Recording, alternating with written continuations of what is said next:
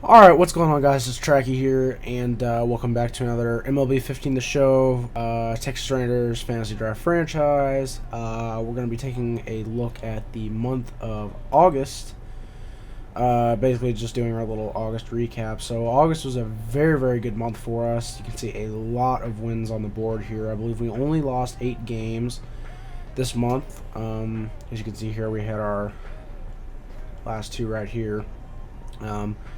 But a lot of wins this month, so that really helped the record out. We are currently sitting at 74 and 56. So if you wanted to see any more details on these games, you can just pause the video. But let's go ahead and check out the standings here. So we are currently 5.5 games up on the Astros. I believe last time we checked this, the standings, it was actually like everybody was right there, but the Mariners, who were, I believe, at the top of the division, are now 1 game under 500. The Athletics are 1 game over 500. The Angels are 69 and 63, and the Astros are 70 and 63. So, as long as we can keep doing what we're doing, we've got a pretty good chance to win this division. So we look to be the AL West champions this year. So, looking at the wild card here, as you can see, the Red Sox and the Astros are currently the 2 teams, but the Blue Jays, Angels, and Tigers are also right there, as well as the White Sox. So the wild card's still, a pretty good race with a month left to go. So, and I'll just quickly go ahead and scroll through the National League and everything else. The Phillies almost at 80 wins. We're kind of running away with that division. They're 10.5 games ahead of the Mets. Brewers 75 and 56, very similar record to us. Their division just not as strong. Giants 69 and 63, trying to hold off the Padres, it looks like. And then the National League wild card. Right now it's 4 people in first place, with the Cubs only a game and a half behind. So this is going to be a pretty interesting race. We do play the Padres in the next video, so we'll see what we can do with them. In the American League East, the Orioles are 5 games up on the Red Sox, so they have a pretty good chance, I think. But the Red Sox, I believe they were the wild card team. So, in the Royals and the Tigers, and actually the White Sox, this is the American League Central here, actually a pretty good race. So, yeah. All right. So now that we're done with standings, we'll just quickly look at the DL, I guess. So. Right now, Luke Gregerson, he's not on the DL. He's just going to be out for a couple days. Ian Kennedy should be back, hopefully this week, next week or 2. He's got 6 more, well, I think he has 6 days left on the DL is what that is. So, yeah. Then looking here, these guys are all minor leaguers, and then obviously Ryan Vogelsong out with the torn rotator cuff. And, yeah, so let's go ahead and we'll move on to, let's see. Let's, I'll just scroll through the league leaders kind of quick. We don't really have that many guys up there. If you want to see any of these, just pause it. I'm just going to kind of quickly go through this. I don't want to spend a lot of time on this. This is kind of the boring part of the video. Yasiel Puig is pretty much just dominating in every category. Mike Trout with 10 triples. Home runs, Chris Davis is about to hit 40 for most likely. Trout almost at 30. Cruz almost at 30. So Trout leading the league in RBIs with 95 with a month left to play. So maybe he can get, in a perfect world, 120. But 115, 110 is probably what he's going to be at. Runs, he's also at 94. Steals, he is at 20. So just absolutely dominating this year. A very, very solid year for Mike Trout. Walks, Lucas Dudas has walked 78 times. Slugging percentage, Mike Trout hitting 602, well, slugging 602. On base and slugging, Mike Trout and Puig tied for first. Wins, Michael Pineda is still at 15. He has cooled off, though. He's no longer a Cy Young contender. Gio Gonzalez only has 6 losses. Saves, We don't really have anybody up there because Kelvin Herrera is now closing for us. I believe Sergio Romo did hit 20. Yeah, so 30 saves for our team. I'm sure there might be someone else. Yeah, Bastardo has 2. Gregerson has 2. So the saves are kind of spread out on our team. We don't have that one guy, but around 34 saves for us on the year. ERA, Gio Gonzalez is now leading our team with a 2.88 ERA. Michael Pineda, as you can see, his ERA rose to a 3.10. Gio Gonzalez has given up 15 home runs this year. Shutouts, Michael Pineda with 4. Strikeouts, Pineda 177. Johnny Cueto has hit 209, and Jose Fernandez has hit 193. And we also got these two guys, Gio Gonzalez and Alex Wood, with 172 and 171. Complete games, Pineda has 8 complete games. Innings pitched, we don't have anybody up in there. Walks, nope. Whip, Gio Gonzalez with a 116 whip. And yeah, so those are the league leaders. Let's go ahead and look at the awards going into the last month of the season. Mike Trout is leading the MVP race. He kind of just hopped up out there out of nowhere. But when you see that he has 29 home runs and 95 RBIs and he's hitting 333, I don't know who else really qualifies. Cabrera, definitely one of these two guys. But with this, you factor in the steals that Trout has, he should definitely be the MVP if he keeps doing what he is doing. Hopefully he can get to about 35 home runs or just mid-30s. That'd be great. Cy Young, Pineda actually is, I guess, in the running. I didn't realize he was still there, but Jose Fernandez or Cueto should win it. Probably Cueto.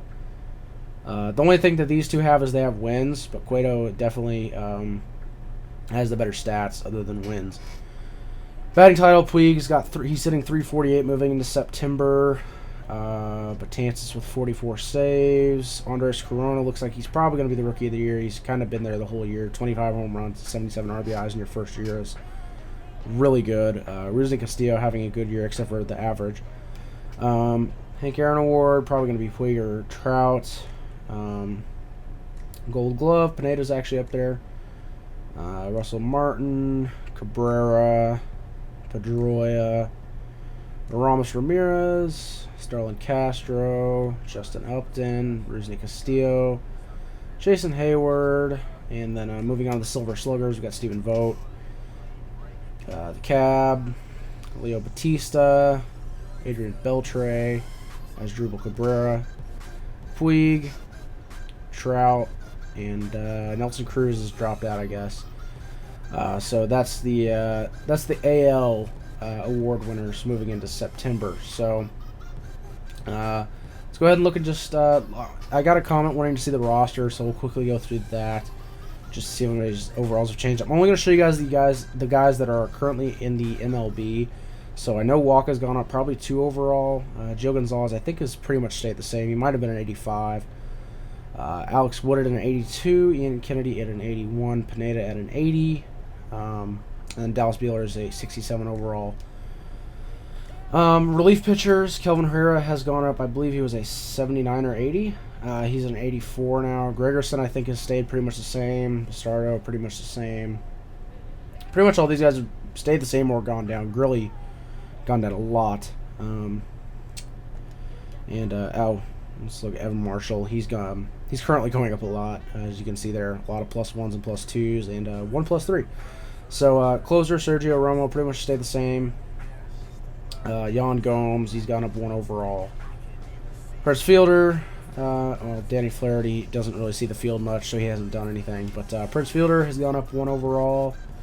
Randy Huff, when he was up, he moved up a little bit in overall. A-Rod is going down quite a bit because he doesn't play much. I actually moved him to first base, but obviously he can play first, third, and if I really had to, short. I kind of want to use him a little bit because let's see, he's only played 48. He's only been in 48 games this year, and he hasn't started all of them. So maybe I'll try to get him some play time.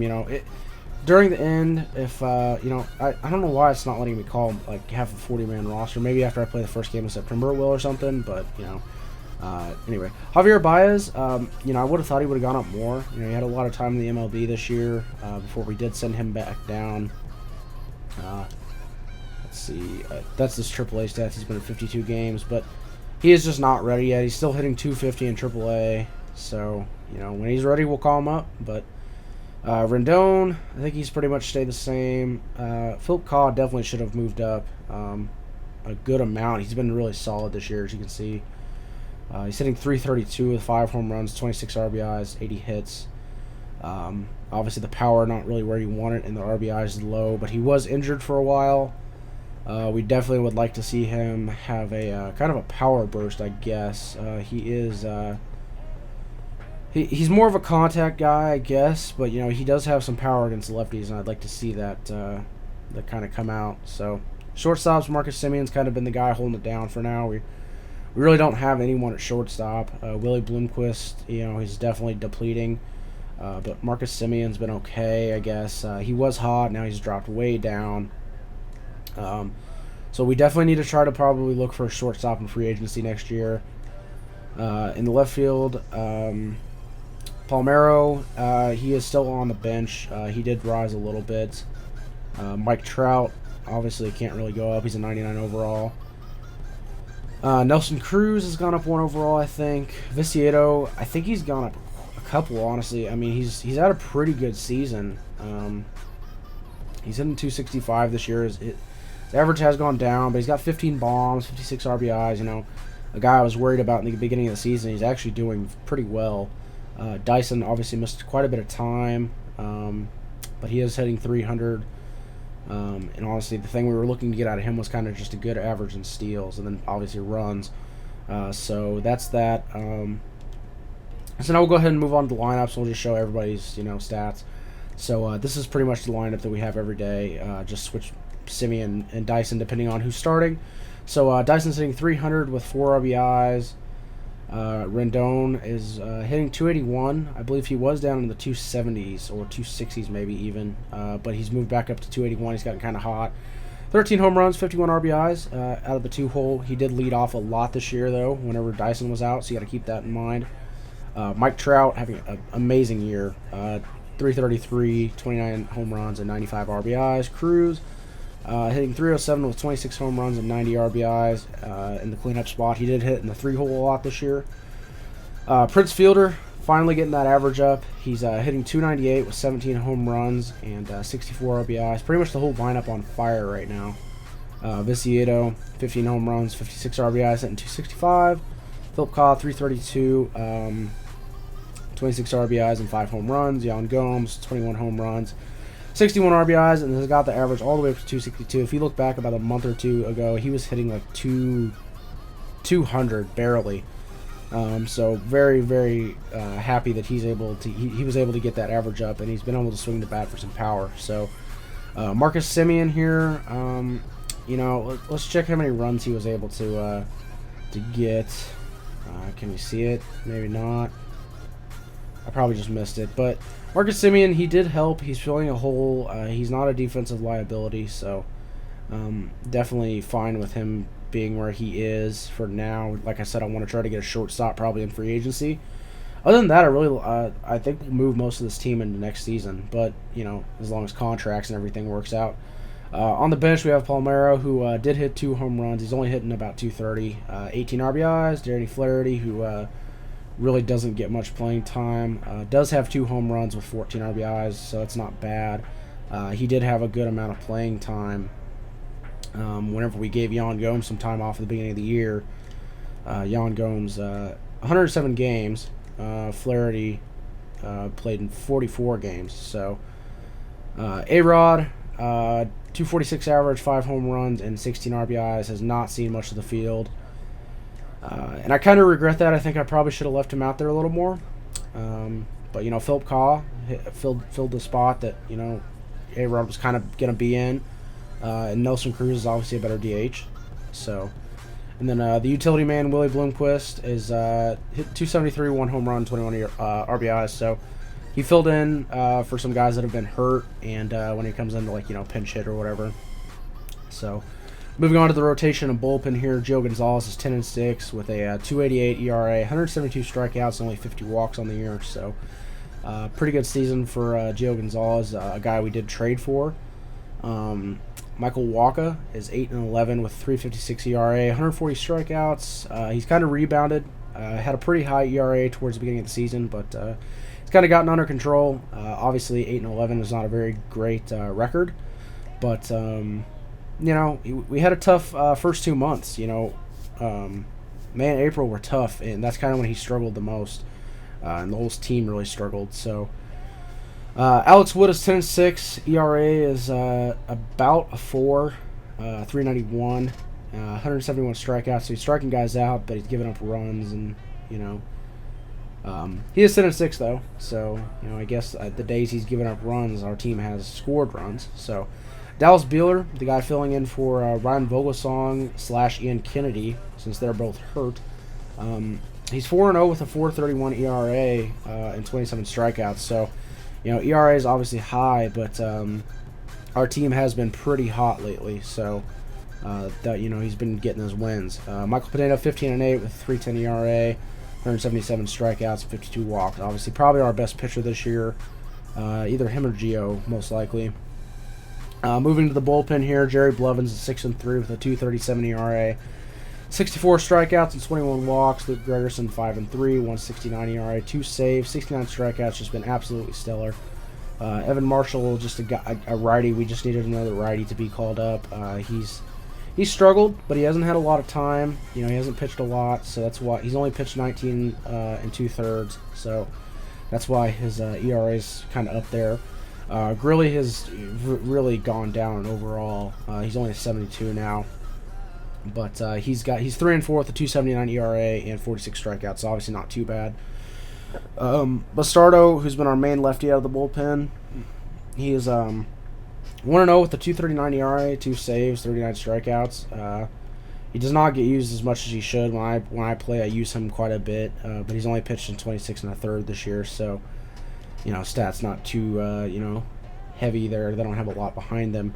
Sergio Romo, I did actually switch these two's role. I was trying to get Kelvin Herrera going, and that's what happened. And Sergio Romo was kind of, you know, I just kind of, you know, took the closer job away from him. He did get 20 saves for us. He struck out 57. Had a 2.85 ERA. He was 2-1. And then Kelvin Herrera, I moved to the closer role. He's got a 3.23 ERA. He's 2-2 with 10 saves and 66 strikeouts in 53 innings. So, you know, not too shabby.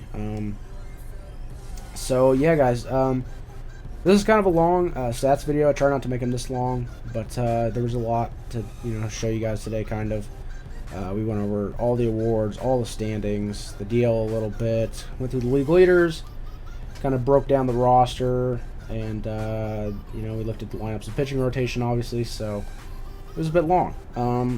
Hopefully, you guys enjoyed. If you did, make sure to leave a like. Comment anything that you, any opinions or anything you want to see me maybe do. I don't know. Just talk about the video, I guess, the actual franchise. But yeah, I think next year we definitely need to try to get a shortstop out of free agency. But you know, we're definitely looking at making the playoffs this year and seeing how far we can go. So. I'm going to leave you guys on that note.